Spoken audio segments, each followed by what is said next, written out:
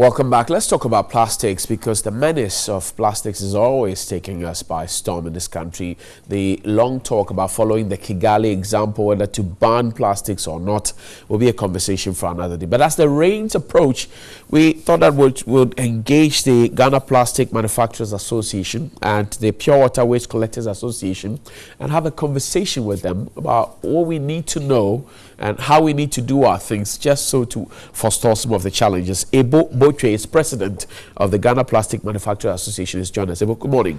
And how are you doing? And Vera Boama is also the Pure Water Waste Collectors Association. PR. Good morning. Thank and how you. are you doing? I'm great. Well. So let's start the conversation this day. There's supposed to be a 10% excise tax, okay? Environmental excise tax. Correct. That's supposed to be expended in our fight against exactly rubbish. You're right. Where is it? Where's the money? Probably I have to ask you. I need to ask you to help us to look for the money. You know, these monies are being paid into the consolidated fund. Right. The law states it clearly that there should be an authority to manage this fund. The important thing here is this. It is from us, the plastic manufacturers, right, that we say that looking at the situation at a point in time, it's all about money to manage the waste.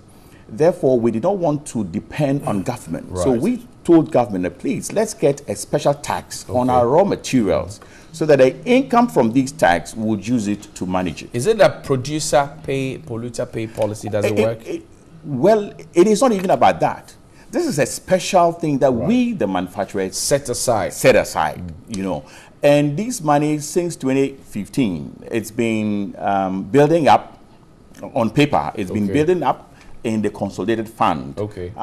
Because government is not being able to set up the authority, right, which will disburse this fund. Okay. And I remember as of November 2015, that was just about 6 months after its inception. Right. The fund had accrued over 120 million Ghana cedis. We're talking about 2018 now, so it could probably run into several hundreds of thousands of Ghana cedis. These monies, we do not have even one single cedi. But why? Because we do not have the authority, the fund authority to manage or disburse this fund. So who must set up this fund? I'll come to very shortly, but who must set up this fund? It is the government. The government? Yes. And since 2015, it's not been done. It's not been done. We've been chasing from the east to the west, north to the south, and we always we have to sit, we'll have to come back again, and we'll have to sit. So the long talk about, let me come to Vera now, the long talk about the commitment on the side of government to rid the society of plastics, or even to control it, if you will. This story I'm hearing now, how does that feed into the concept? Yeah, I can't say much. Okay, let me first say hello to viewers. Right. And say ayiko to plastic waste collectors. Right. I can't say much about the 10%. Okay. Because I'm not a manufacturer. Right. I'm a collector.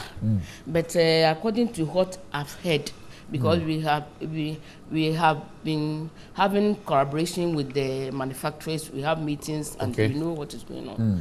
In fact, as my brother is saying, if you look at this thing, government is supposed to help the manufacturers, but they said, well, we don't want to disturb the government so that in future you say you are disturbing me, so no more plastic. Right. Fine, we are going to set aside such an amount so that in future government can give it back to us to do the collection and the manufacturing and how difficult is that in the absence of the fund? You go out there to collect these waste, recycle. How difficult is the work? It's very, very tough. And now, even you don't have buyers as at now.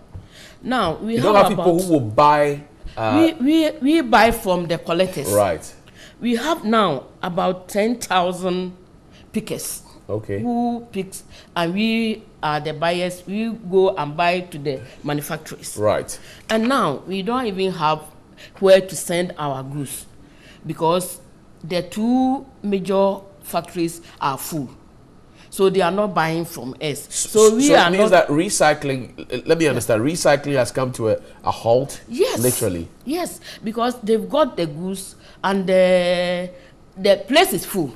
Wow. So he can't buy again. So we cannot go to the market and buy from the pickers. We are having a problem, and they have set aside 10% to the government. Okay. Instead of government to use it, or maybe to do recycling. Right. You know, one district, one factory.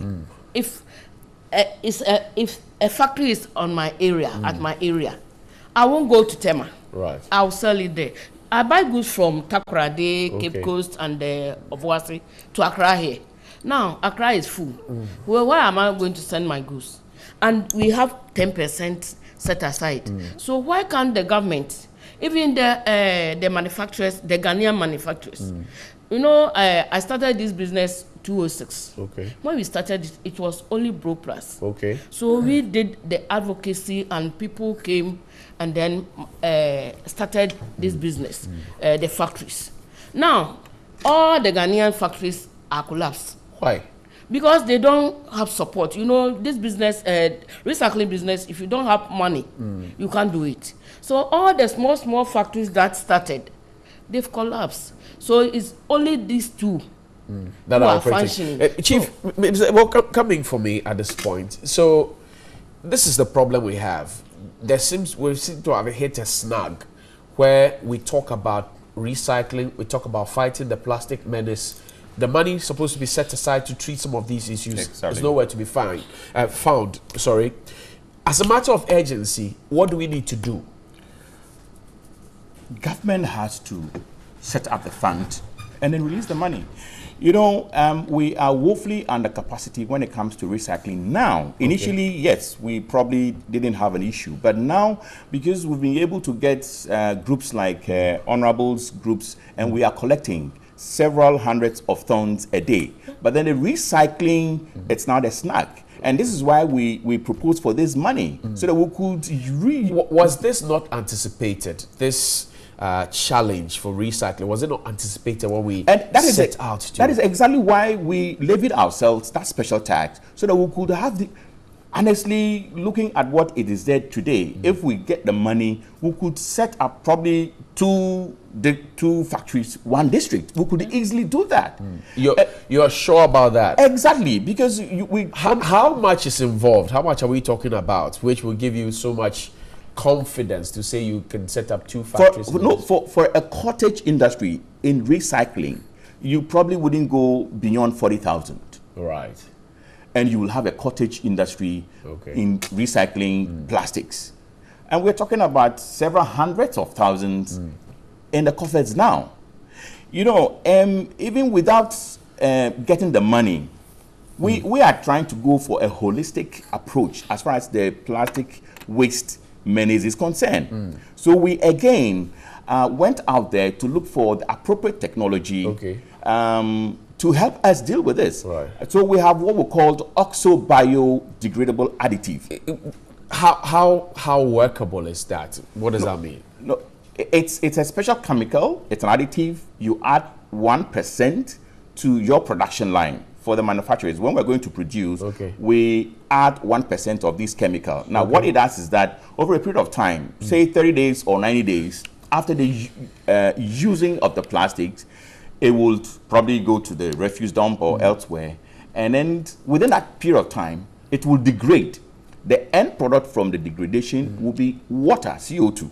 That is what comes out. Right. So it's environmentally friendly. So you're saying that instead of plastic taking 400 years or maybe more to decompose, it will take weeks. It will take weeks. Also, It will take weeks. Now, do you feel that in the work you do, when the people collect it and they bring it, within a few days, do you see the plastic decomposing? That's what the use of that technology. I'm not a manufacturer. No, you're not a manufacturer. You're a collector. Yeah. When you collect the waste and you take it to the place where you want to sell it, do you feel that it's decomposing? Yeah, because after putting it on for some time, I don't know.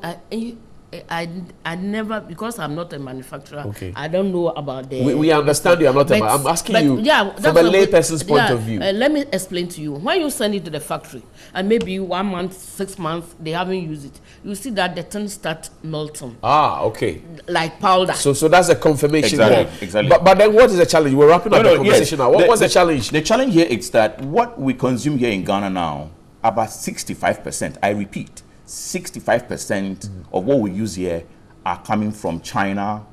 Are you not crying wolf because you want us to focus on those of you here? We are talking about cleaning our cities and our country out of plastic waste. And we've go all the lengths by getting ourselves taxed 10%. We've also gone all the lengths to get the appropriate technology to remove those that will not be able to capture for recycling. Are you being shortchanged? Do you think so? Exactly. Are you being shortchanged? We think so. We think so. And at the end of the day, we allow 65% of what we use imported, which is not. They are watching compliant. You. All the big boys watch you now. Ministry of, tell them. Yeah, exactly. 30 seconds. Exactly. So please, we think that appropriate laws has to be there.